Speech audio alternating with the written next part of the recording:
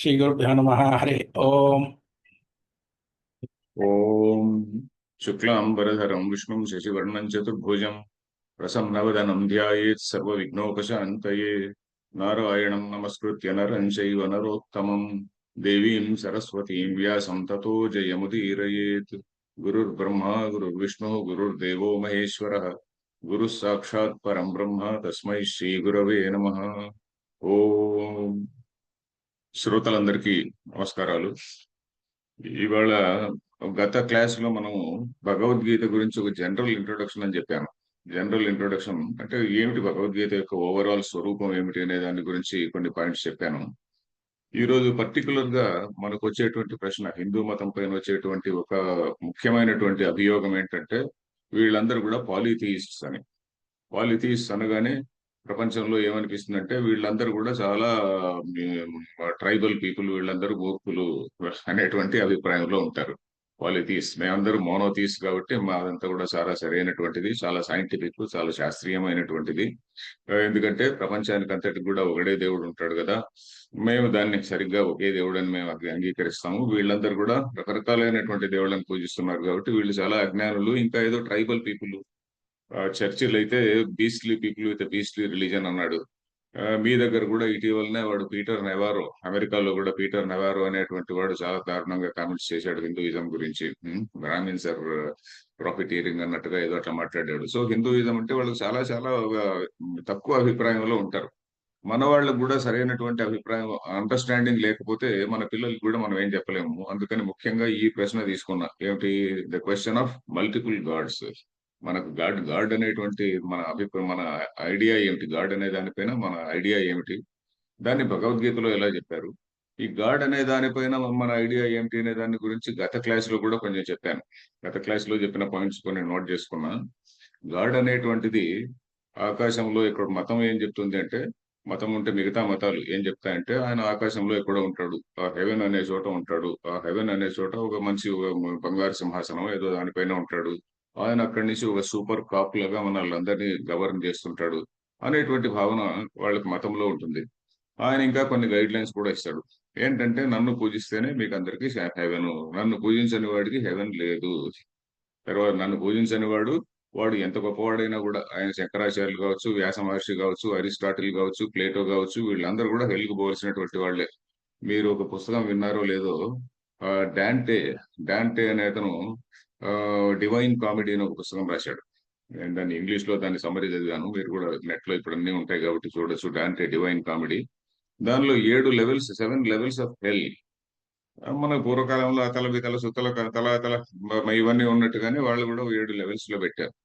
ఆ 7 లెవెల్స్ లో ఏంటంటే, ఇప్పుడు మిగతా మతాల్లో కూడా మేము చాలా మంచి వాళ్ళు ఉన్నారు కదా, చాలా మంది, వాళ్ళు ఎక్కడ పోతారు అని చెప్పని ఒక ప్రశ్న వేసుకొని వాళ్ళందరూ కూడా, వాళ్ళు కూడా హెల్కే వెళ్తారు, వాళ్ళు కూడా హెల్కే వెళ్తారు. కానీ మరి దారుణమైనటువంటి హెల్క్ వెళ్లకుండా కొంచెం కొద్దిగా కొంచెం కంఫర్ట్ ఉన్నటువంటి హెల్క్ వెళ్తారు. పొద్దున్న లేస్తే ఏదో వాళ్ళకి కాఫీ దొరుకుతుంది, ఇలాంటి హెల్క్ వెళ్తారు.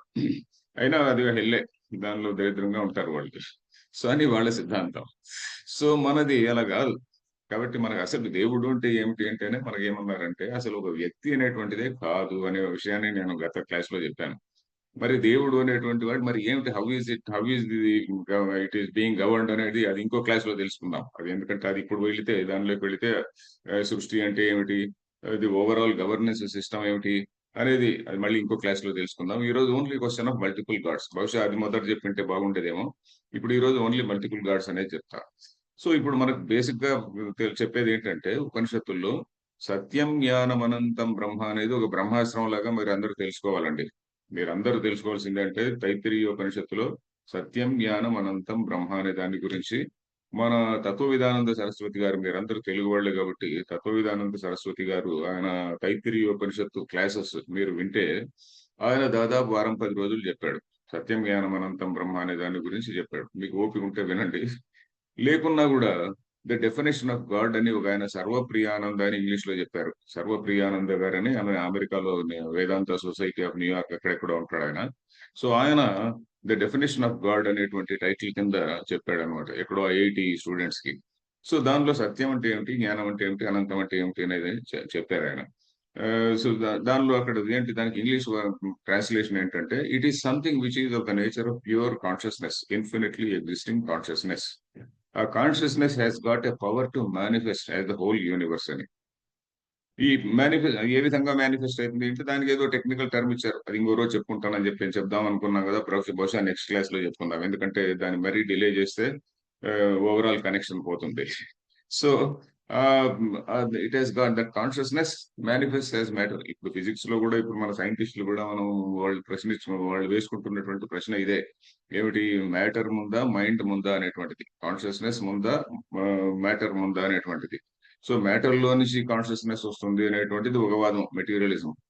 లేదు లేదు ఇంటెలిజెన్స్ ఈజ్ ప్రైమరీ అనేటువంటిది దట్స్ అది అది ఇంకొక వాదం అనమాట. ఇప్పుడు సైంటిస్టులు కూడా దాదాపు ఇదే వాదానికి వస్తున్నారు. సో దానిలోకి మనం ఇప్పుడు పోము. సో ఈ మ్యాటర్, ఈ ఓవరాల్ గా ఈ సృష్టి అనేటువంటిది ఒకటి ఉన్నది కదా, దీనికి అంతటికి కూడా ఒక కాస్మిక్ ఇంటెలిజెన్స్ అనేది ఒకటి ఉన్నది, ఒక కాస్మిక్ స్కీమ్ అనేటువంటిది ఒకటి ఉన్నది. ఈ కాస్మిక్ స్కీమ్ లో ఏమిటి, భగవద్గీతలో కూడా చెప్తారు. ఏమిటి, సహయజ్ఞ ప్రజా సృష్ట్వా అని ఒక వాక్యం ఉన్నది. ఎక్కడ 3వ అధ్యాయంలో సహయజ్ఞ ప్రజా సృష్ట్వా పురోవాచ ప్రజాపతి అని ఒకటి ఉన్నది. ఏంటంటే దేవాన్ భావయత అనేన దే దేవా భావయంతున, ఇట్లాంటి మీరు వింటారు. ఈ సృష్టిలో ఉన్నటువంటి అనేకమైనటువంటి శక్తులు ఉన్నాయి కదా. శక్తులు అంటే ఏంటి, ఇప్పుడు మన శరీరం ఏ విధంగా ఏర్పడింది, ఈ పంచమహాభూతాలు అనే వాటి నుంచి ఏర్పడింది, పంచభూతాల నుంచి ఏర్పడింది. దానిలో పంచభూతాల్లో ఉన్న పంచభూతాలు అంటే పృథివీ, ఆపహ, తేజో, వాయు, ఆకాశ అని ఉన్నాయి కదా. వీటి నుంచి ఏర్పడినటువంటిదే హోల్ ఓవరాల్ బాడీ అన్నమాట. దీనిలో ఈ పంచభూతాల్లో ఉన్నటువంటి సాత్విక అంశ, వాటిలో కూడా సత్వ రజస్ తమో గుణాలు అని 3 అంశాలు ఉంటాయి. ఆ తామస అంశం నుంచి మన శరీరం ఏర్పడింది. రాజస అంశం నుంచి మన రాజస అంశ అంశం నుంచి మన ప్రాణం ఏర్పడింది. తర్వాత సాత్విక అంశం నుంచి మన మనస్సు ఇంద్రియాలు ఏర్పడ్డాయి అని చెప్పని అది వేరే విషయంలో ఇంకో క్లాస్ లో చెప్పుకుందాం. సో ఇప్పుడు ఇదేంటంటే ఈ జీవుడు అనేటువంటి వాడు ఈ పంచభూతాల నుంచి ఏర్పడినటువంటి శరీరమే. ఈ జీవుడు అనేటువంటి వాడు ఈ పంచభూతాల పట్ల, ఈ పంచభూతాలను he has to live in harmony with them. ఇప్పుడు మన సృష్టిలో ఉన్నటువంటి భూమి అనేటువంటి దాన్ని ఒక దేవతగా మనం భావించుకున్నాము. ఆ భూమిని మనం సరిగా చూసుకుంటేనే అది మనకు హెల్ప్ చేస్తుంది. ఆ భూమిని మనం రోజు పాడు చేస్తుంటే అది మనకు హెల్ప్ చేయదు. అలాగే నీరు ఉన్నది, ఆ నీరు అనేటువంటిది ఒక దేవతా తత్వము. అలాగే వాయువు అనేటువంటిది ఒక దేవతా తత్వము. ఈ విధంగా అగ్ని అనేటువంటిది ఒక దేవతా తత్వము. ఈ విధంగా భావించుకొని వాటిని మనం సరిగా చూసుకున్నప్పుడే అది మనల్ని సరిగా చూస్తుంది. అది అంటే దీన్ని ఒక ఉపనిషత్తులో కూడా ఒకటి చెప్పారు. ఈ సృష్టి అనేటువంటిది, ఈ జగత్తంతా కూడా ఈ ప్రాణులందరికీ కూడా ఒక తేనె తుట్టె లాంటిది అంటారు. ఈ ప్రాణులు అనేటువంటి వాళ్ళు తేనె టీగల్లాగా ఊహించుకోండి.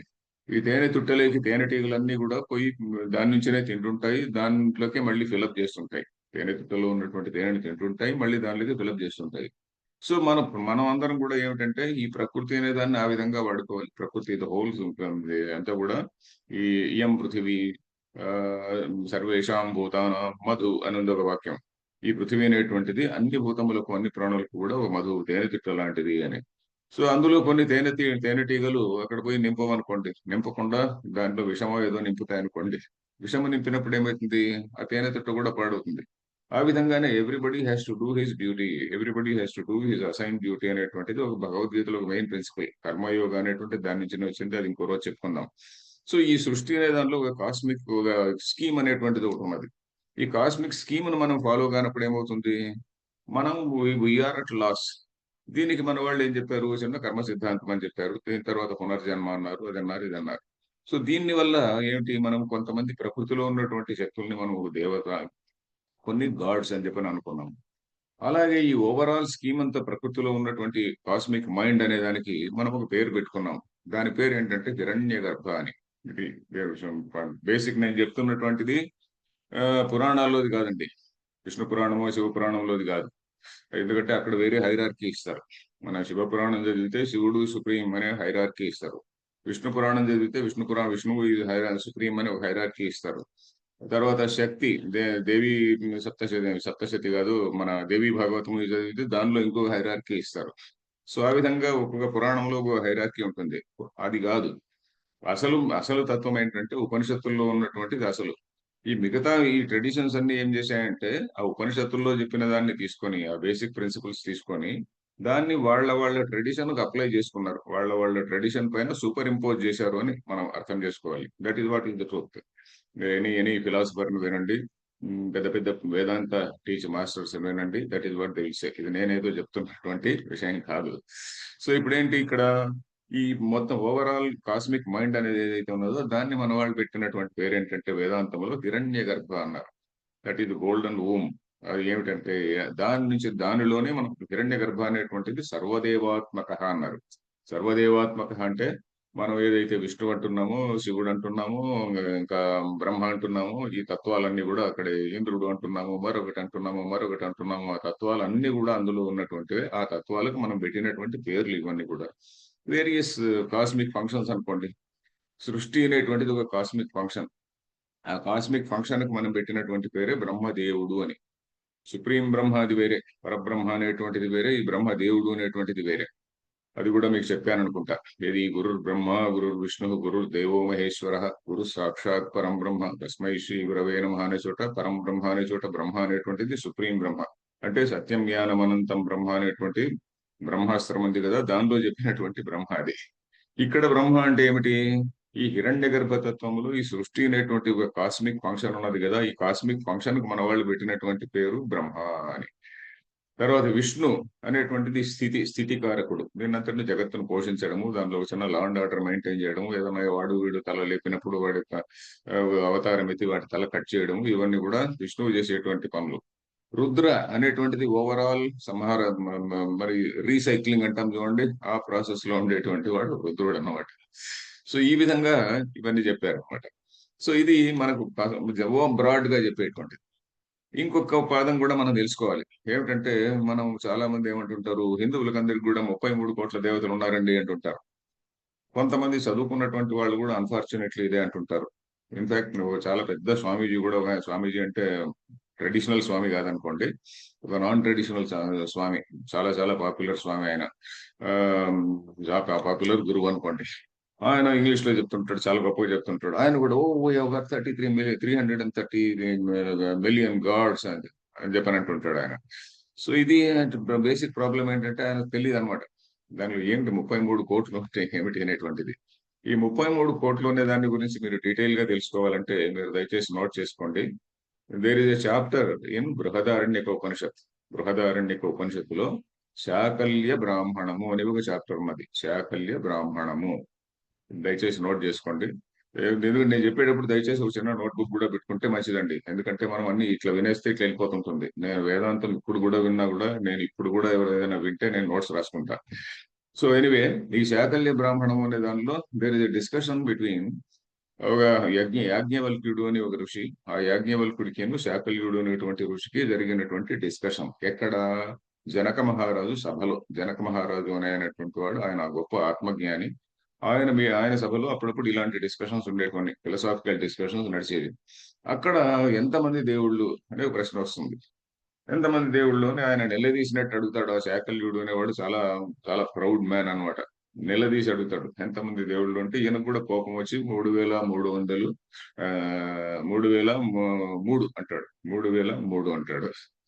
సో ఏమిటి ఆ 3003 ఎవరు అంటే, ఆ 3003 నిజంగా 33 అంటాడు. నిజంగా 33 అయితే సరే, ఆ 33 మంది ఎవరు అంటారు. ఆ 33 మంది కూడా కాదయ్యా, 6 మంది అంటాడు. మళ్ళీ ఎవరు 6 మంది అంటే, 6 మంది కూడా కాదండి, ముగ్గురే అంటాడు. మళ్ళీ ఇద్దరే అంటాడు. మళ్ళీ 1.5 అంటాడు. మళ్ళీ ఒకటే అంటాడు. ఒకటే. ఈ డీటెయిల్స్ అన్ని ఆయన తమాషగా చెప్తాడు అనమాట. వాడు ఎందుకంటే ఎదుటివాడు అడిగినటువంటి ప్రశ్న ఆ విధంగా ఉంది కాబట్టి. సో దాని తర్వాత ఏమంటాడంటే, ఆ 33 అని ఏవైతే అన్నామో 33 బ్రాడ్ కేటగిరీస్. ఆ 33 కూడా ఒకే తత్వములో, ఒకే తత్వం యొక్క అనేక రూపాలు అంటారు. మహిమాన ఏవ అయితే అంటాడు. ఇవి ఒకే తత్వం యొక్క మహిమాన అంటే ఇవన్నీ కూడా వాటి యొక్క విభూతులు అని చెప్పని అంటాడు. ఏమిటా 33 అంటే మనం కూడా వినుంటాం. మనం వసు, రుద్ర, ఆదిత్య అని మనం వినుంటాం అండి. మనం మామూలుగా పెద్దవాళ్ళకి తద్దినాలు పెట్టేవాళ్ళు ఎవరైనా ఉంటే ఇందులో పెద్దవాళ్ళు, దానిలో వసు రూప, రుద్ర రూప, ఆదిత్య రూప అని చెప్పని అంటుంటారు. వసు, రుద్ర, ఆదిత్య అని. వసువులు అంటే అనేటువంటి వాళ్ళు అష్ట వసువులని, అది ఏంటిది, ఆ తత్వం ఏంటి ఆ డీటెయిల్స్ లెక్క నేను పోను ఇప్పుడు. వసు, రుద్ర, ఆదిత్య. వసు అంటే ఏమిటి? ఆ 8 మంది వసువులు వాళ్ళు. రుద్ర అంటే ఎవరు? ఏకాదశి రుద్రులు, 11 + 8. తర్వాత ద్వాదశ ఆదిత్యులు. ద్వాదశ అంటే 12 మంది ఆదిత్యులు ఉన్నారట. ఈ ద్వాదశ ఆదిత్యులు 12 + 11 23 + 8 31 అవుతుంది. వసువులు 8 మంది 31. ఇంక ఈ రెండు ఏమిటి అంటే ఇంద్ర అండ్ ప్రజాపతి అన్నారు. ఇంద్ర, ప్రజాపతి. ఈ వీటన్నిటిని కూడా 33 కోటి అన్నారు. కోటి అనే పదానికి సంస్కృతంలో అర్థం ఏంటంటే ఇట్స్ ఎ కేటగిరీ అని. కోటి అంటే మనము 10 లక్షలు కోటి అని చెప్పిన ఆ విధంగా 100 లక్షలు అని కాదు. ఆ కోటి అంటే కేటగిరీ అని. ఎందుకు కేటగిరీ అన్నారు? వసు అనేటువంటిది they have got a function in the universe. Rudra అనేటువంటి దానికి they have got a function in the universe. Aditya have got a function in the universe. మనం ఇందాక నేను చెప్పాను కదా, మన ప్రకృతిలో ఉన్నటువంటి అనేక శక్తులు ఉన్నాం కదా, ఆ శక్తుల్లో ఇవి అన్నమాట. సో వీటిని ఈ కేటగిరీస్ కింద ఆ విధంగా చెప్పారు. ప్లస్ ఇంద్ర అనేటువంటిది దేవతలందరికీ మనం రాజు అని భావించుకున్నాము. తర్వాత ప్రజాపతి క్రియేటర్ అనేటువంటిది ఒక కేటగిరీ పెట్టారు. సో ఈ కోటి అనేటువంటిది ఉదాహరణకి మనము మనుష్య కోటి, జీవకోటి, జంతు కోటి, లేక ప్రాణి కోటి అని చెప్పని మనం అంటుంటాం. ఈ పదాలు మనకు వచ్చింటుంది, తెలుగులో కూడా మనం వినుంటాం. జీవకోటి, మనుష్య కోటి అని. సో ఈ కోటి అనేటువంటి దాని గురించి కూడా ఎవరన్నా ప్రశ్నిస్తే మనం దయచేసి మన శాకల్య బ్రాహ్మణం సరిగ్గా చదవాలి. లేకుంటే దానిపైన టాక్స్ ఇచ్చినటువంటి స్వామీజీస్ కూడా ఉన్నారు. సో వాటిని మనం వినాలి. శాకల్య బ్రాహ్మణము ఇన్ బృహదారణ్యకోపనిషత్తు. సో ఈ ఒకే ఒక తత్వంలో యొక్క అనేకమైనటువంటి రూపాలు ఇవన్నీ అని చెప్పని అన్నారు అన్నమాట. తర్వాత ఇప్పుడు గీతకొస్తే గీతలో ఏం చెప్తుంది? గీతలో కూడా ఏమిటి? అన్ని ట్రెడిషన్స్ ను కూడా దే హ్యావ్ యాక్సెప్టెడ్ గీతలో. భగవద్గీతలో మీరు చదివి ఉంటారు, చాలా మంది చదివి ఉంటారు. కొంతమంది పిల్లలు కూడా అక్కడ కంఠపాఠం వేస్తున్నారు కాబట్టి పెద్దలు కూడా చూసి ఉంటారు. ఉదాహరణకు 7వ అధ్యాయం తీసుకుంటే 7వ అధ్యాయంలో శ్రీకృష్ణుడు ఏమంటాడు? ఈ ఈ మనుషులందరూ కూడా ఎందుకురా ఇంతమంది దేవుళ్ళని పూజిస్తారు అంటే అది 3వ అధ్యాయంలోనే, 3 కాదు ఇంకో చోట చెప్తాడన్నమాట. ఏమిటంటే ఇది ఒక చిన్న పుస్తకం రాశానండి. ఈ పుస్తకం కూడా మీరు చూడవచ్చు. The Bhagavad Gita for a modern student అని. సో దీనిలో ఏం చెప్తారంటే 7వ అధ్యాయం 21 శ్లోకంలో కామైస్ 7వ అధ్యాయం 20 అది కూడా చూడండి 7-20. దానిలో ప్రజలు రకరకాలైనటువంటి కోరికలు ఉంటాయి. ఆ రకరకాలైనటువంటి కోరికల వల్ల రకరకాలైనటువంటి దేవతలను వాళ్ళు పూజిస్తుంటారు. కొంతమంది సాత్వికులు ఉంటారు. సాత్వికమైనటువంటి దేవతల్ని పూజిస్తుంటారు. రాజసులు ఉంటారు. రాజసు అంటే నాకు అది కావాలి, ఇది కావాలి అనేటువంటి అచీవింగ్ డిజైర్స్ ఉన్నటువంటి వాళ్ళు ఆ రాజస టెండెన్సీ ఉన్నటువంటి దేవతలనే పూజిస్తారు. తర్వాత తామసము, తమో గుణం, నేను వాడిని చంపాలి, వీడిని చంపాలి అనేటువంటి వాళ్ళు అలాంటి వాళ్ళని పూజిస్తారు. అని కామైస్తైస్తైర్హి కృతజ్ఞానాః యజంతే ఏమిటిది ప్రపద్యంతే అన్యదేవత తం నియమమాస్థాయ అని చెప్పని అంటారు. వాళ్ళ ప్రొసీజర్స్ ప్రకారం తామస దేవతలు ఉంటారు. కొంతమంది అర్ధరాత్రులు శ్మశానాల్లో కూర్చొని పూజలు చేసేటువంటి వాళ్ళు ఉంటారు. సో ఇలాంటివన్నీ కూడా వాళ్ళ స్వభావం ఏ విధంగా ఉంటుందో ఆ స్వభావాన్ని బట్టి ఆ దేవతలను చూజ్ చేసుకుంటారు. మరి వాళ్ళందరినీ మనం కండెమ్ చేశామా అంటే కండెమ్ చేయలేదు. ఎందుకంటే అది పద్ధతి కాదు అని చెప్పారు అంతే. వాటినన్నిటిని కూడా నరికేయలేదు. తర్వాత ఇంకా కృష్ణుడు ఎంత లిబరల్ గా మనకు చెప్తారంటే 7వ అధ్యాయంలోనే 21వ శ్లోకం. ఇది చాలా ఇంపార్టెంట్ శ్లోకం. ఇది అందరికీ నోటికి రావాలి. 7వ అధ్యాయం 21, అలాగే 9వ అధ్యాయం 23 9-23. 7వ అధ్యాయంలో 21వ శ్లోకం ఏముంటుందంటే యో యో యాం యాం తనుం భక్తః శ్రద్ధయార్చితుమిచ్చతి తస్య తస్య అచలాం శ్రద్ధాం తామేవ విదధామ్యహం. చాలా మందికి నోటికి కూడా వచ్చి ఉండొచ్చు.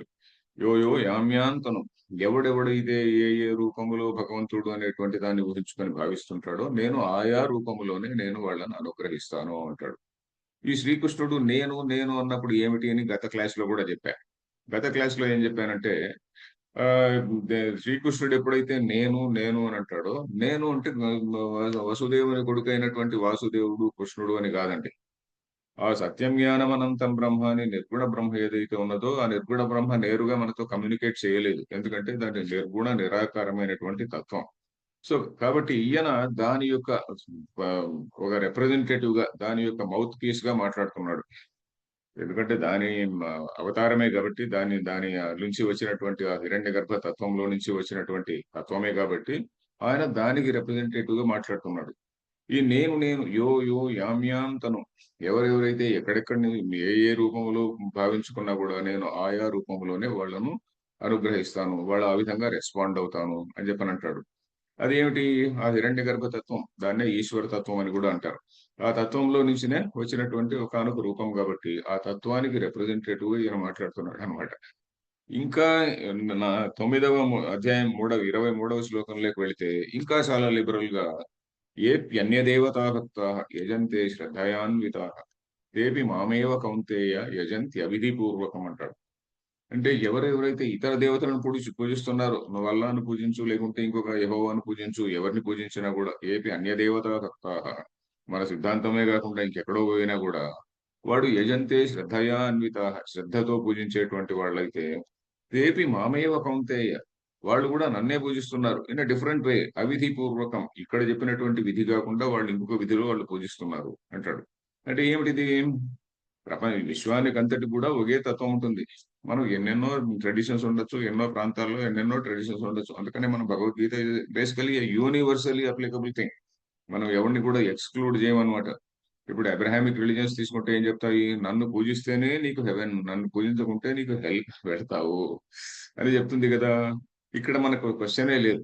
ఇంకా అబ్రహామిక్ గాడ్స్ ఏమంటారంటే, ఇద్దరు కూడా అబ్రహామిక్ గాడ్స్ మన ఓల్డ్ టెస్టమెంట్ లో చెప్పిందే వీళ్ళు కూడా చెప్పారు, ఇది ఇస్లాం లో కూడా చెప్పారు. ఓల్డ్ టెస్టమెంట్ లో కూడా ఉందండి. ఏమిటి? శత్రువుల్ని జయించినప్పుడు వాళ్ళ వాళ్ళ ప్రాపర్టీస్ అన్నిటిని మీరు క్యాప్చర్ చేయండి, వాళ్ళ ఆడవాళ్ళని మీరు తీసుకోండి, వాడు ఆడవాళ్ళని మీరు తీసుకొని యూ కెన్ ఎంజాయ్ అని చెప్పని.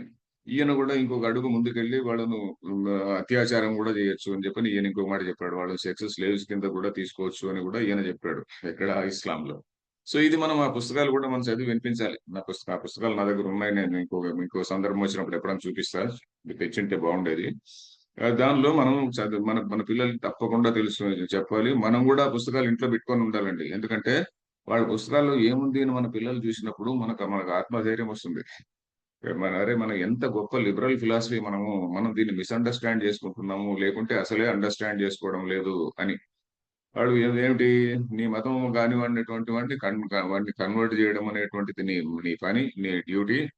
కన్వర్ట్ చేయడం దానిలో నయాన భయాన అన్ని రకాలైనటువంటి ఫోర్సెస్ ఉపయోగించాలి. ఫోర్సెస్ ఉపయోగించి వాడు కన్వర్ట్ కాకపోతే వాడిని చంపచ్చు, వాళ్ళ ఆడవాళ్ళని తీసుకురావచ్చు, తీసుకొని వచ్చి నువ్వు you can use them as sex slaves. ఇది దేవుడు చెప్పినటువంటి మాట. ఇది మనకి ఎందుకు వస్తుంది ఇక్కడ? ఇప్పుడు కామైస్తైసై వృతజ్ఞాన అని చెప్పని అన్నారు. అంటే వాళ్ళ వాళ్ళ కోరికల చేత వాళ్ళ జ్ఞానం అనేటువంటిది అపహరించబడింది. అందుకని వాళ్ళు మూర్ఖులు ఏదేదో దేవుణ్ణి పూజిస్తుంటారు అంటారు. అలాగే ఇంకొక మాట కూడా చెప్పాడు, యజంతే సాత్విక దేవాన్ యక్ష రక్షాంసి ఇది కూడా చెప్పాడు. ఇది ఎక్కడుంది? యజంతే సాత్విక దేవాన్, ఇది కూడా చాలా చాలా ఇంపార్టెంట్ శ్లోకం. ఇక్కడ రాయలేదు నేను. ఉమ్. సాత్వికులు, సత్వగుణం ఉన్నటువంటి వాళ్ళు ఆ సాత్విక దేవతలను పూజిస్తారు. తామస గుణం ఉన్నటువంటి వాళ్ళు తామసులను పూజిస్తారు అని చెప్పాను కదా. సో వాళ్ళు ఏమిటి? మనకున్నటువంటి దేవుడు అనే దాని గురించి మనకున్నటువంటి అభిప్రాయాన్ని దేవుడు ఇలా చెప్పాడు అని చెప్తున్నారు అంతే.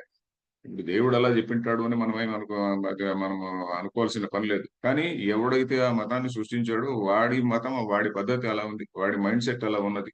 అందుకని ఒక మాట అంటుంటాడు తత్వవిధానంద గారు. ఏమంటుంటారంటే, you tell me your God, I will tell you what you are అని. Tell me your God, I tell you what you are. నీ దేవుడు అలాగే చెప్పినాడు, రేపు చేయమని చెప్పాడు, మరొకటి చేయమని చెప్పాడు అంటే నీ బుద్ధి అలా ఉంది. సో అక్కడ ఆ మతంలో పుట్టినటువంటి వాళ్ళు బై ఫోర్స్ ఆ విధంగా తమో గుణములోకి వెళ్ళిపోతున్నారు అనమాట. బై ఫోర్స్ యజంతే సాత్విక దేవానం అదే ప్రేతాన్ భూతగణాశాన్యే యజంతే తమసా జనా. కరెక్ట్.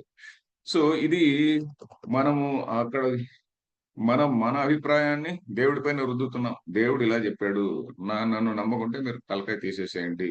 ఇలాంటివన్నీ కూడా మనం అర్థం చేసుకోవాలి. ఫస్ట్ ఆఫ్ ఆల్ మన పిల్లలకి కూడా చెప్పాలి. ఎందుకంటే మనకేంటి, ఏ మన మన వాళ్ళు అన్ని ట్రెడిషన్స్ ను అంగీకరించారు. ఎందుకు? వాడు ఆ ట్రెడిషన్ లో ఉంటూ ఏదో బాగుపడతాడని. దానికి ఇంకొక శ్లోకం కూడా ఒకటి ఉన్నది, మనం అందరం గుర్తు పెట్టుకోవాల్సినటువంటి శ్లోకం 3-26. 3-26 నా బుద్ధిభేదం జనయేత్ అజ్ఞానాం కర్మ సంగిణాం అని చెప్పిన ఒక శ్లోకం ఉంది. నా బుద్ధిభేదం జనయేత్ అజ్ఞానాం కర్మ సంగిణాం. నెక్స్ట్ లైన్ ఏముంది? నేనే మర్చిపోయాను. తర్వాత విద్వాన్ యుక్త సమాచరణ అని చెప్పిన ఒకటి ఉన్నది. నా బుద్ధిభేదం జనయేత్ అజ్ఞానాం కర్మ సంగిణాం జోషయేత్ సర్వకర్మాణి విద్వాన్ యుక్త సమాచరణ. ఎక్సలెంట్. రైట్ అమ్మా, మీరు ఎవరో. ఓకే. సో జోషయే సర్వకర్మాణి. ఇప్పుడు ఒకడు ఏదో ఒక పద్ధతిలో దేవుణ్ణి పూజిస్తుంటాడు అనుకోండి.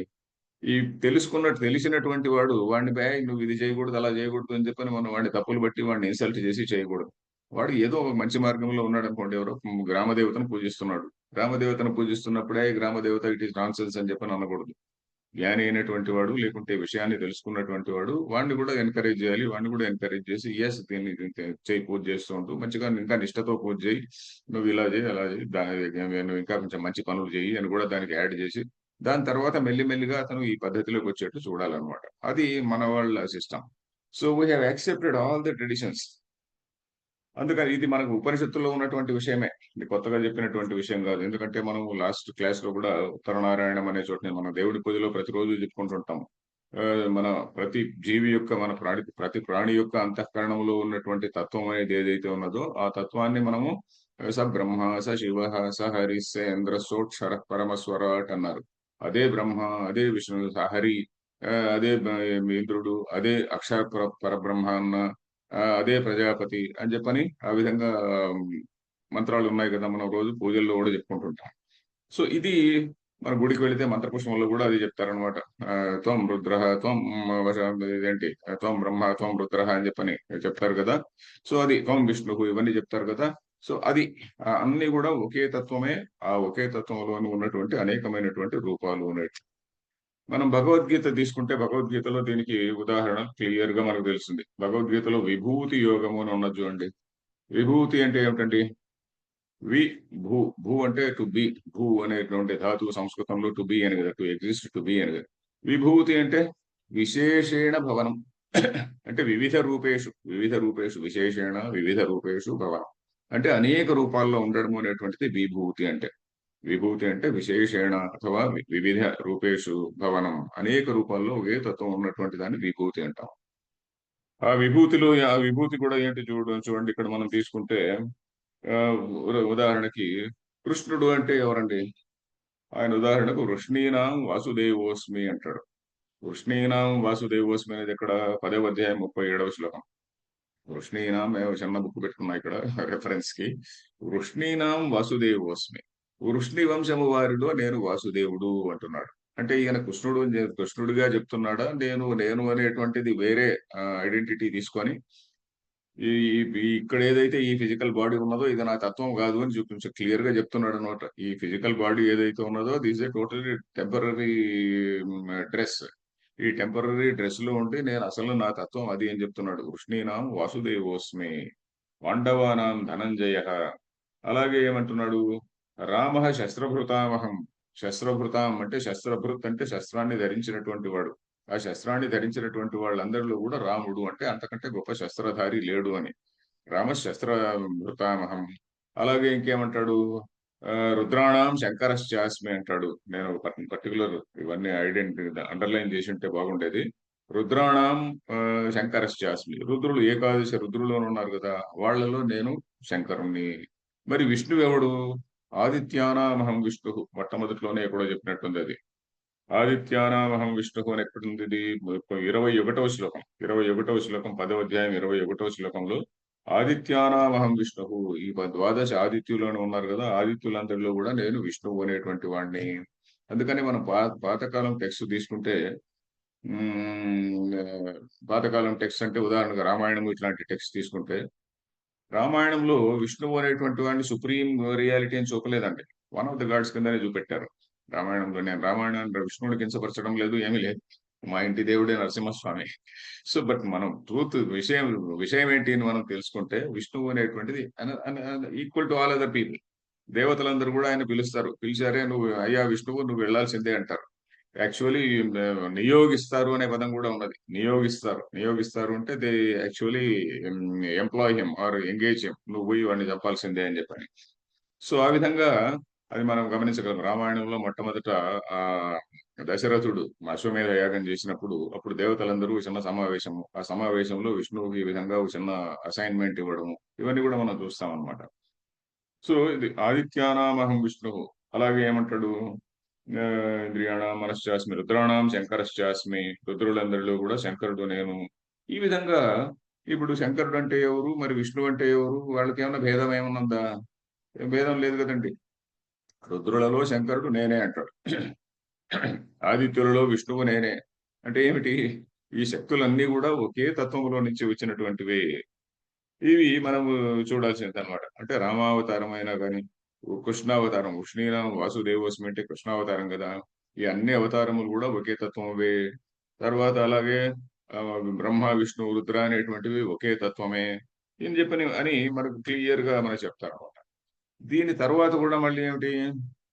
అర్జునుడు విశ్వరూపాన్ని చూపమన్నాడు. విశ్వరూపం అంటే నీ యొక్క అసలు నువ్వింత వర్ణించావు గదా!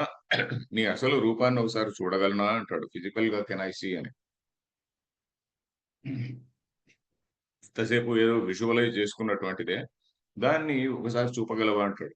సరే ఆయన అప్పుడంటే ఏమంటాడు? దివ్యం దదామి తే చక్షుః నీకు దివ్యమైనటువంటి దృష్టినిస్తాను. దివ్యమైనటువంటి దృష్టి అంటే ఏదో ఫిజికల్‌గా దృష్టి అని గాకుండా భాష్యంలో ఏం రాశారంటే, నీకు ఒక ఏమన్నాడు? శుద్ధతామాపన్నం మనః దానికేదో ఒక పదం వాడారు శంకరాచార్యులు. అంటే నీకు ఒక దివ్యమైనటువంటి ఒక నీ అండర్‌స్టాండింగ్ ఇస్తాను అని చెప్పని దానిలో ఈ రూపాన్ని చూపిస్తాడు గదా! దానిలో ఏమిటి? అన్ని రూపాలు ఉన్నాయిక్కడ. ఆల్ గాడ్స్ ఒకటే గాదు. అన్ని రూపాలు గూడా ఉన్నాయిక్కడ. God's, demons everything.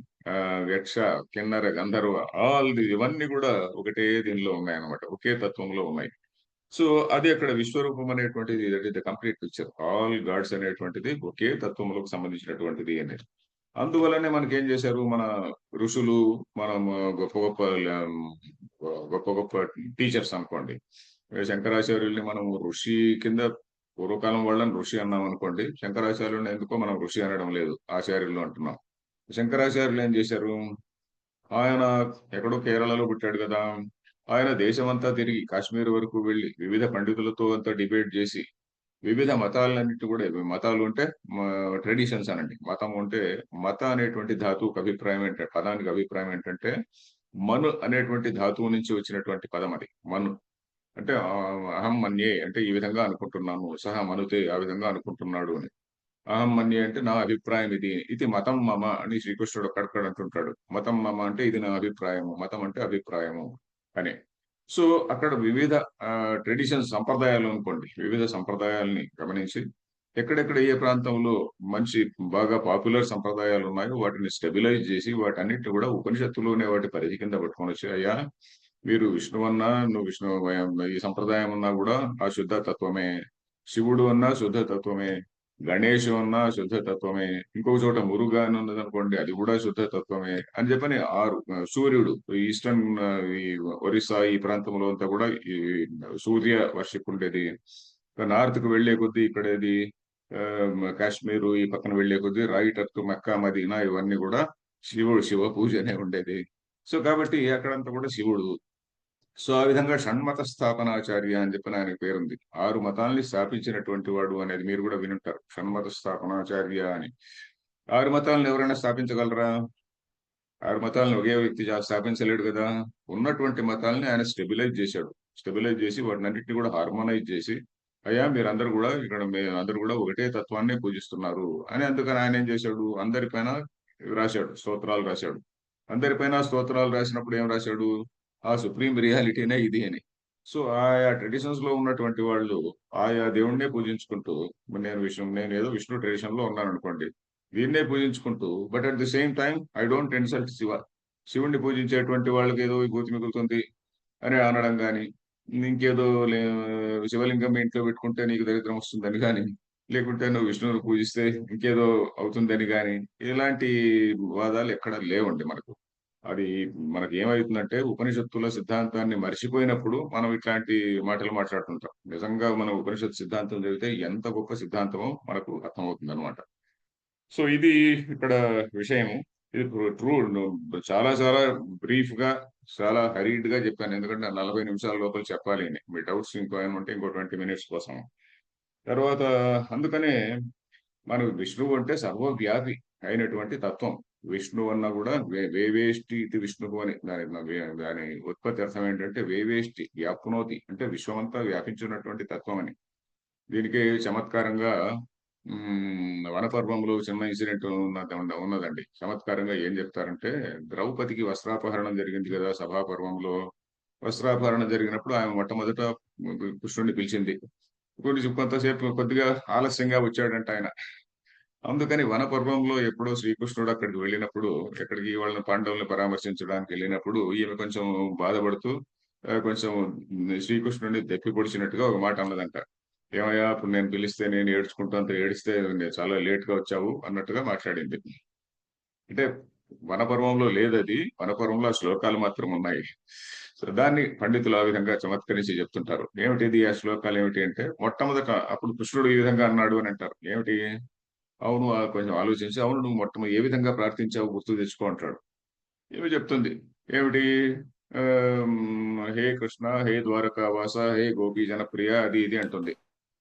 అన్న తర్వాత ఆ అసురులలో కూడా ఉంటాడా? అవునండి, అసురులలో కూడా ఉంటాడండి.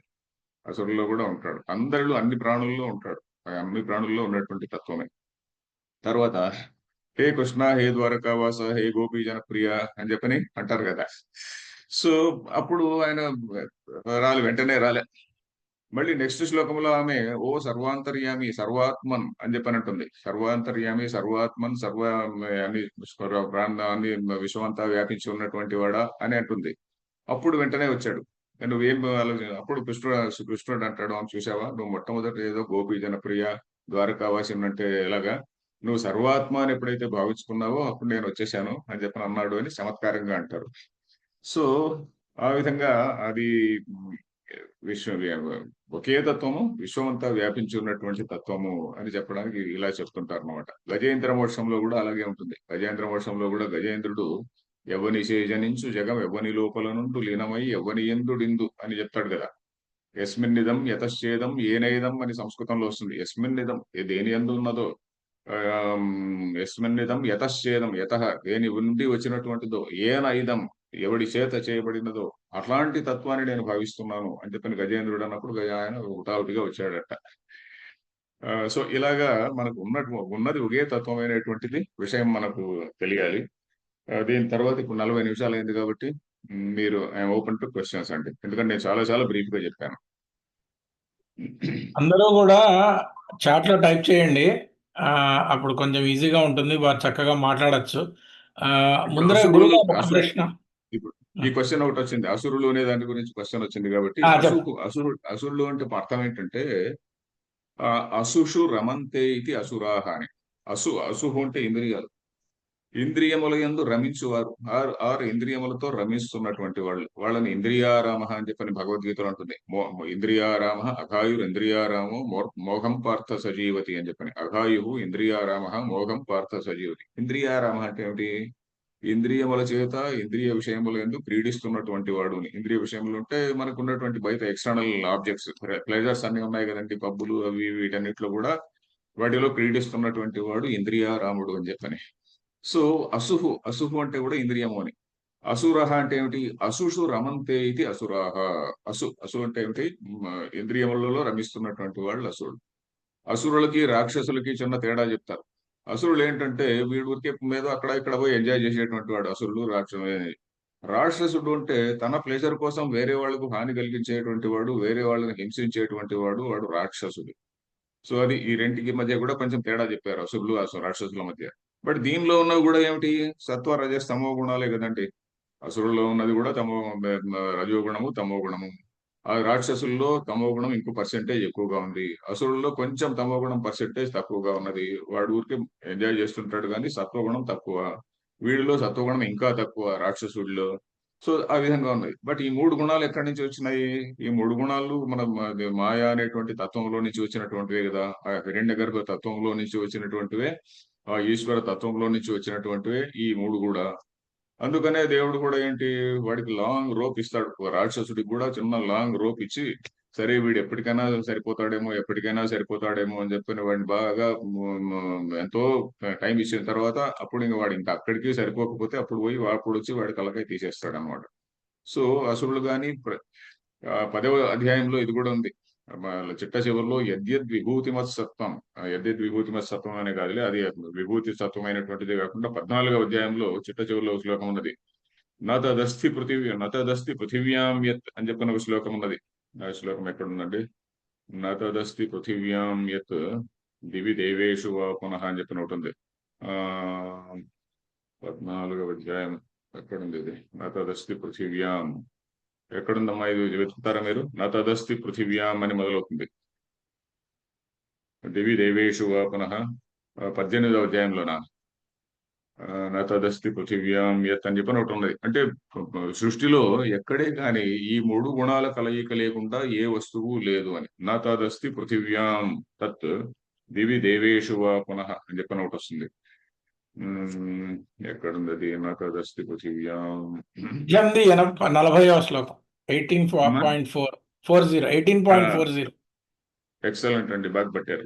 ఇక నాకు కూడా ఇప్పుడు దొరికింది మీరు చెప్పినాక. నా తదస్తి పృథివ్యాం వా దివి దేవేషు వా పునః. సృష్టిలో ఎక్కడే గాని దేవలోకంలో గాని దేవతల వాళ్ళలో గాని సత్వం ప్రకృతిజైర్ ముక్తం యదేభి స్యాత్ త్రిభిర్గుణై. ఈ మూడు గుణముల కలయిక లేకుండా ఉన్నటువంటి ప్రాణి ఏదీ లేదు అని. అంటే దేవతల్లో కూడా అంతో ఇంతో కించిత్తుగా 1% 2% తమో గుణం కూడా ఉంటుంది. ఎంత దేవతలైనా వాళ్ళు కంప్లీట్ గా 100% సత్వగుణం కాదు. అంతో ఎంతో కొంచెం సత్వగుణం, కొంచెం తమో గుణం ఉంటుంది. ఇప్పుడు బ్రాహ్మణుడు సత్వగుణ ప్రధానుడు అంటారు. బ్రాహ్మణుడు సత్వగుణ ప్రధానుడు అంటే సత్వగుణం కొంచెం ఎక్కువగా ఉంటుంది, అంత ఇంకేం లేదు. తమో గుణము రజోగుణము లేనే లేదని కాదు, మనందరిలో అంతో ఎంతో ఉంటుంది. సో ఇది కూడా చాలా ఇంపార్టెంట్ శ్లోకం. కాబట్టి అసురుల్లో కూడా మరి దేవుడు ఉంటాడా, పరమాత్మ ఉంటాడా అంటే అసురుల్లో కూడా ఉంటాడు. అందుకనే మనం కథలు వింటుంటాం కదా. ఏమిటి? ఆయన చూసిన వెంటనే, శంకరాచార్యులను చూసిన వెంటనే లేకుంటే ఇంకేదో మహాత్ముడిని చూసిన వెంటనే దొంగలు కూడా వాడు మారిపోతున్నాడు. ఫర్ ఎగ్జాంపుల్ బుద్ధుడి విషయంలో ఈ కథ చెప్తుంటారు. బుద్ధుడు అజామిలుడు అని చెప్పిన కథ చెప్తుంటారు కదండి. అజామిలుడు అనేటువంటి వాడు గొప్ప ఆ, గజ దొంగ. బుద్ధుడితో మాట్లాడిన వెంటనే వాడు మారిపోతాడు. ఎలా మారిపోతాడు అంటే వాడిలో కూడా చిన్న సత్వగుణం ఉన్నది. ఆ సత్వగుణం ఈజ్ యాక్టివేటెడ్. వాల్మీకి ఉన్నాడు. వాల్మీకి మొట్టమొదట ఆయన హంటర్. ఆ హంటర్ అయినటువంటి వాడు నారదుడితో మాట్లాడిన తర్వాత ఆయన అకస్మాత్తుగా మారిపోతాడు. సో ఈ విధంగా సత్వగుణము అనేటువంటిది అందరిలో ఎంతో ఎంతో ఉంటుంది. అది సడన్ గా అది పల్లవించవచ్చు, అది చెప్పలేము. సో ఆ విధంగా. నెక్స్ట్ క్వశ్చన్ అండి. గురుగారు, ఒక ప్రశ్న. ఇందాక మీరు వేరే రెండు మతాలకున్న పుస్తకాల గురించి మాట్లాడారు. ఇవాళ ముఖ్యంగా అసలు ప్రాబ్లం వల్ల ఒక ఇదేదో అంటారు, red white green, the fight is from red white green అని ఒక కాన్సెప్ట్ ఉన్నది. రెడ్ అంటే దాని దాని గురించి అడుగుతున్నా నేను. వైట్ అంటే క్రిస్టియానిటీ, గ్రీన్ అంటే ఇస్లాం. ఓకే. రెడ్ అంటే దిస్ కమ్యూనిజం, లెఫ్ట్ వింగ్. ఇది అంటే ఆ, ఇది ఇది కంప్లీట్ సిస్టమ్ వేర్ అసలు ఇది నమ్మే ప్రశ్నే లేదు. అసలు ఏ దేవుడిని నమ్మని రోజులు ఇవి. కాబట్టి దీనికి ఆన్సర్స్ అన్నీ కూడా ఏది ఉన్నదో ఒక ఎస్టాబ్లిష్డ్ నార్మ్, దానిలో ఉన్న అవకతవకలు, దానిలో ఉన్న ప్రాబ్లమ్స్ ఉన్నాయి అన్ని చోట్ల. కానీ దాన్ని బ్రేక్ చేయడానికి ఆమ్, ఇది ఒక ప్రతి దేశంలో ప్రతి ఊళ్ళో కూడా ఇది ఇవాళ ఉన్న మెయిన్ బిగ్గెస్ట్ ప్రాబ్లం. వాటన్నిటి నుంచి కూడా ఉంది, ముఖ్యంగా దీని నుంచి కూడా ఉంది. దీన్ని ఎలా ట్యాకిల్ చేయాలి పిల్లలకి? ఆ రెండే కాదు, మీరు వైట్ అంటే మీరు యూజువల్గా చా- మీరు క్రిస్టియానిటీ మీరు ఇస్ మీరు రిప్రజెంటెడ్ బై మీరు వైట్. మీరు చాలా కరెక్ట్ గా చెప్పారు. నేను దీని గురించి ఒక పుస్తకం రాశానండి. ఆ పుస్తకం రైట్ నౌ ఎదురుగ్గా లేదు. ఒక క్షణం టైం ఇస్తే ఆ పుస్తకం చూపిస్తా. ఆ పుస్తకం పేరు వచ్చి Indic religions challenges for survival అని. ఈ మూడిటి గురించి నేను రాశాను అందులో. ఏది మీరు చెప్పినటువంటి రెడ్ గ్రీన్ ఇంకేది అన్నారు కదా, వైట్ గ్రీన్ అన్నారు కదా, ఆ మూడిటి గురించి రాశాను. Exactly the same thing. కొంచెం ఎదుర్కొంటున్నటువంటి ప్రాబ్లం అంతా ఇదే ఇప్పుడు. ఈ అమెరికాలో కూడా ఇప్పుడు రెడ్ గ్రీన్ అలయన్స్ అని ఉన్నది. అది మీరు వినుంటారు. రెడ్ గ్రీన్ అలయన్స్ అంటే కమ్యూనిస్టు, దాని తర్వాత ఇస్లామిస్టు వాళ్ళిద్దరూ కలిసి ఇప్పుడు అమెరికన్ సొసైటీ అంతా ఏ విధంగా, అమెరికన్ యూనివర్సిటీస్ ఎందుకు గాని పాడవుతున్నాయి? American universities are being purchased by all these people. Qatar వాడు డబ్బులు ఇస్తాడు, మరి ఇంకొక వాడు డబ్బులు ఇస్తాడు, అండ్ చైనా వాడు డబ్బులు ఇస్తుంటాడు. సో చైనా నుంచి వాళ్ళకి ఆల్మోస్ట్ ప్యారలల్ శాలరీస్ లాగా వస్తుంటాయి కొంతమంది ప్రొఫెసర్లకి. So that is how they leak information to technical information కావచ్చు, ఇట్లాంటివన్నీ కూడా వాళ్ళు ప్రొవైడ్ చేస్తుంటారు. Plus for the last 50 to 60 years మీరు ఇది విన్నారో లేదో, కల్చరల్ మార్క్సిజం అనే పేరు విన్నారో లేదో. ఈ కల్చరల్ మార్క్సిజం అనే పేరిట వీళ్ళు దాదాపు 50 ఏళ్ల నుంచి అమెరికన్ సొసైటీని డెస్ట్రాయ్ చేయడం కోసం, వీళ్ళ సోషల్ ఫ్యాబ్రిక్ ని, వీళ్ళ ఫ్యామిలీ వాల్యూస్ ని డెస్ట్రాయ్ చేయడం కోసం వీళ్ళు ఏం చేస్తున్నారు? ఈ ఓక్ థియరీస్ ఇవన్నీ కూడా బాగా చాలా చాలా క్లియర్ గా స్ప్రెడ్ చేశారనమాట. ఇండివిజువలిజం అనే దాన్ని బాగా గట్టిగా స్ప్రెడ్ చేశారు. ఈ ఇండివిజువల్ ఇవన్నీ కూడా ఎవరు స్ప్రెడ్ చేసినటువంటివి అంటే ఈ కమ్యూనిస్టులు వీళ్ళందరూ ఇద్దరు కలిసి స్ప్రెడ్ చేసినటువంటి భావాలు. ఇప్పుడు అమెరికాలో ప్రాస్పర్ అవుతున్నటువంటి ఎవరిని గురించి మాట్లాడడానికి భయపడుతున్నారు? ఇస్లాం గురించి మాట్లాడడానికి భయపడుతున్నారు, హెజిటేట్ చేస్తారు. ఏ దేశంలోనైనా ఇస్లాం గురించి మాట్లాడడానికి హెజిటేట్ చేస్తారు, ఎందుకంటే వాళ్ళు వైలెంట్ పీపుల్ కాబట్టి. మరి తేలిగ్గా దొరికినటువంటి వాళ్ళు ఎవరంటే హిందువులు. మీరందరూ కూడా మీరు అజ్ఞానులు, మీరందరూ ఐడల్స్ ను పూజిస్తారు, మీరందరూ ఇంతమంది దేవుళ్ళని పూజిస్తారు అంటే మనం కూడా నిజమేనేమో నిజమేనేమో అనేటువంటి భావనలో మనం ఉన్నాం. ఇది బ్రాహ్మణుడు మేకపిల్లలాగా. పుస్తకం ఒక్క క్షణం తీరిక టైం ఇవ్వండి, నేను ఆ పుస్తకం పట్టుకొస్తా, ఒక్క నిమిషం ఉండండి.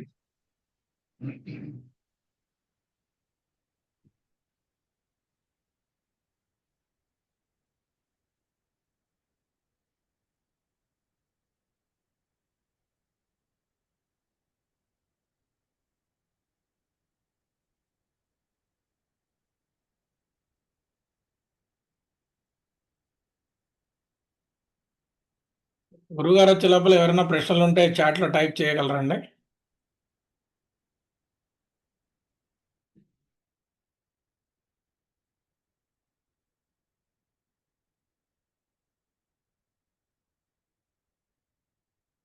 ఈ పుస్తకం అండి ఇది.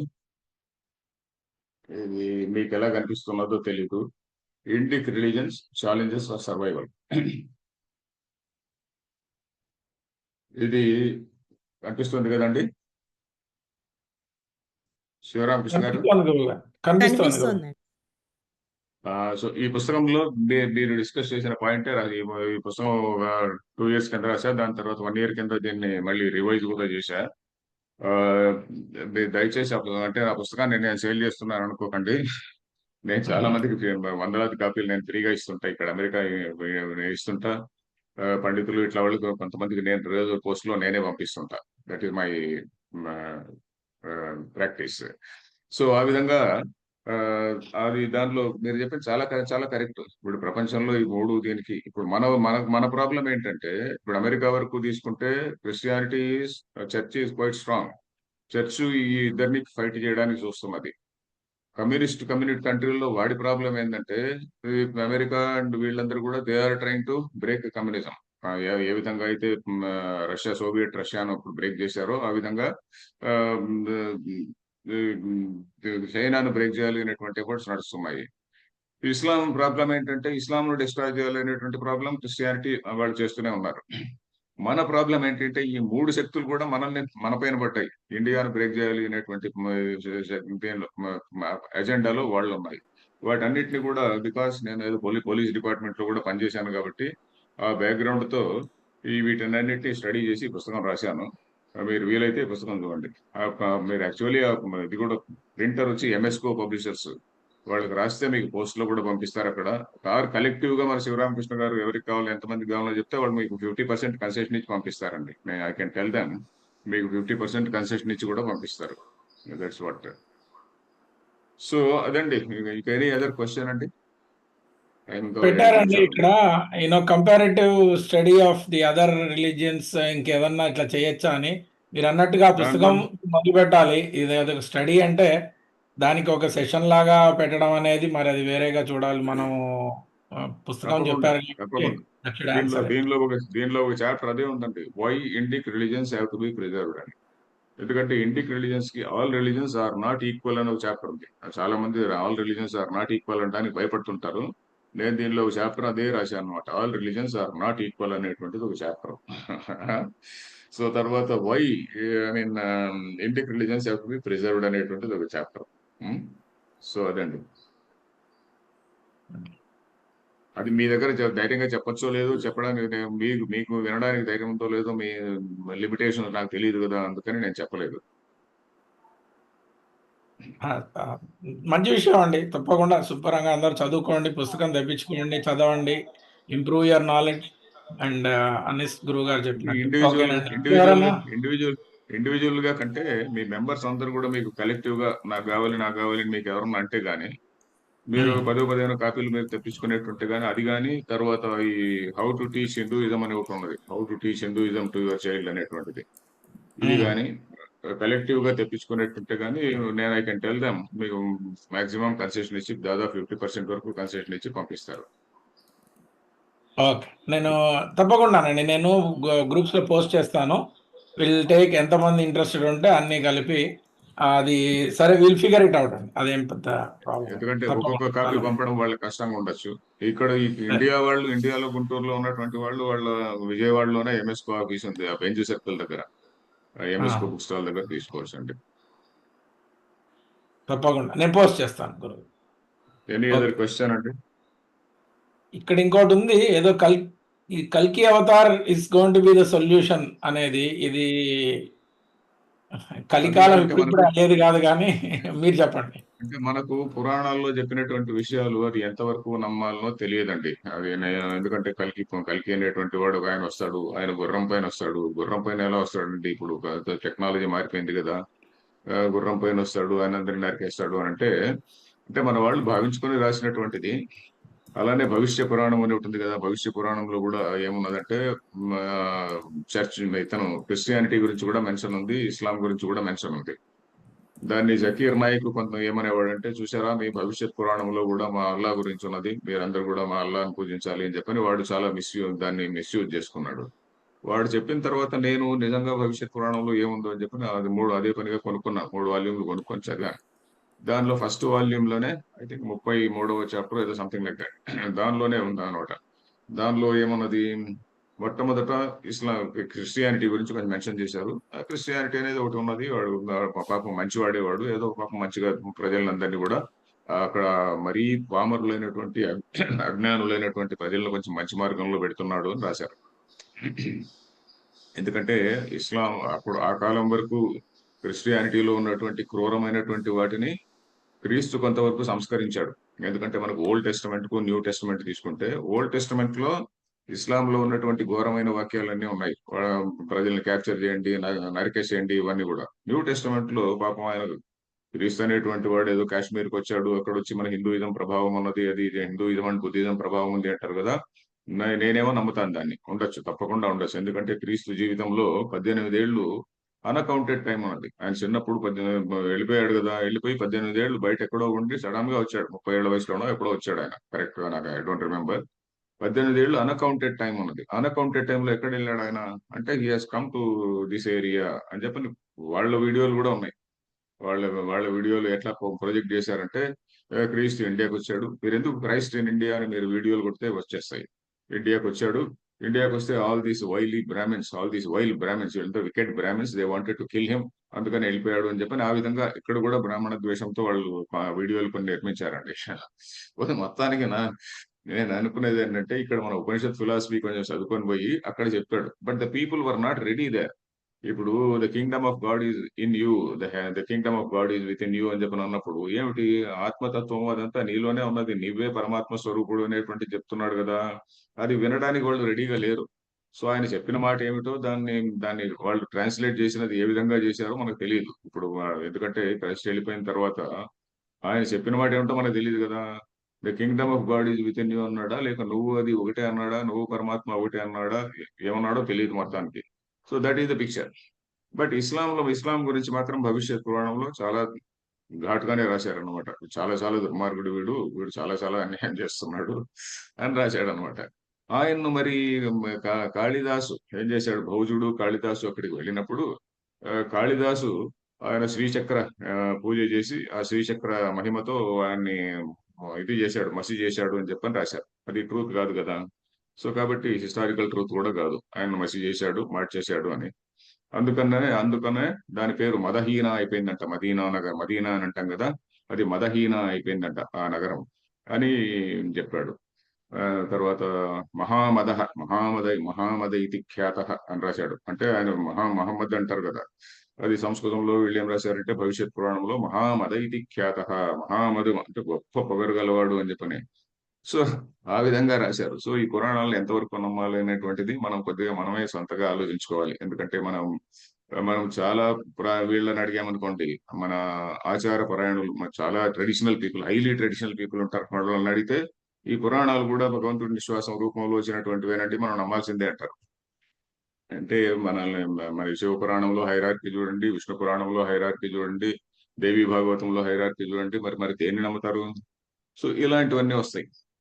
అంటే లేదు లేదు వాళ్ళ కోసమే రాయబడినవి అని అంటే ఓకే, ఆ విధంగా అగ్రి చేయొచ్చు. దేవి పురాణం ఎవరి కోసం రాయబడింది అంటే వాళ్ళు శాక్తేయులు ఎవరైతే ఉన్నారో వాళ్లకు ఒరే మీరు ఈ విధంగా భావించుకోండి, నో ప్రాబ్లం.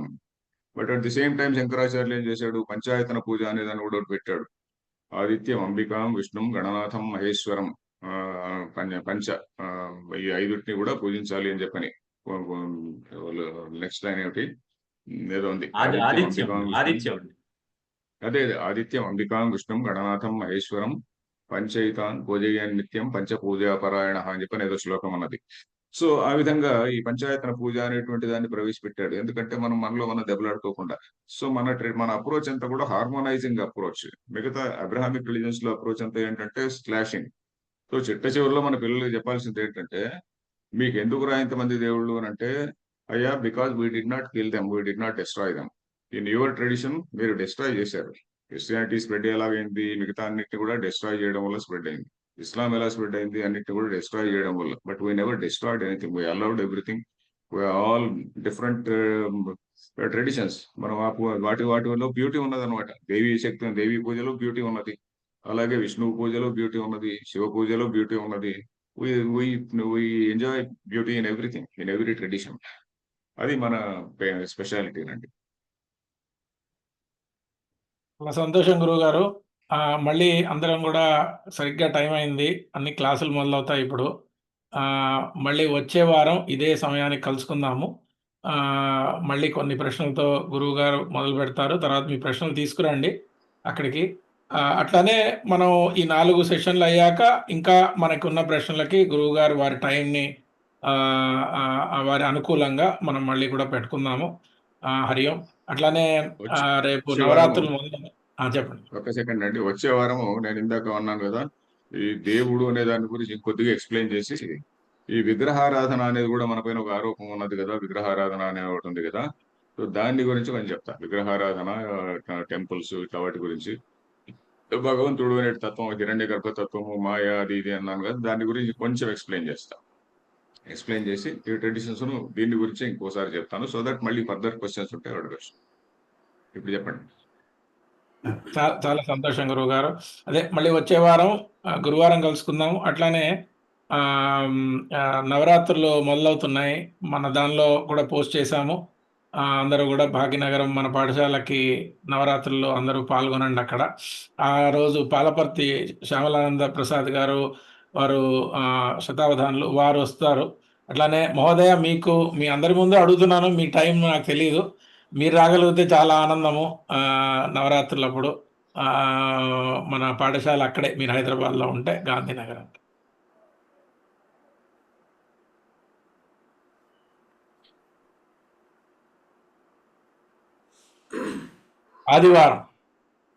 ఆదివారం కానీ గాంధీ జయంతి నాడు కానీ మనం, మీరు చెప్పండి, ఆలోచించి చెప్పండి, మనం దాన్ని అరేంజ్ చేస్తాం.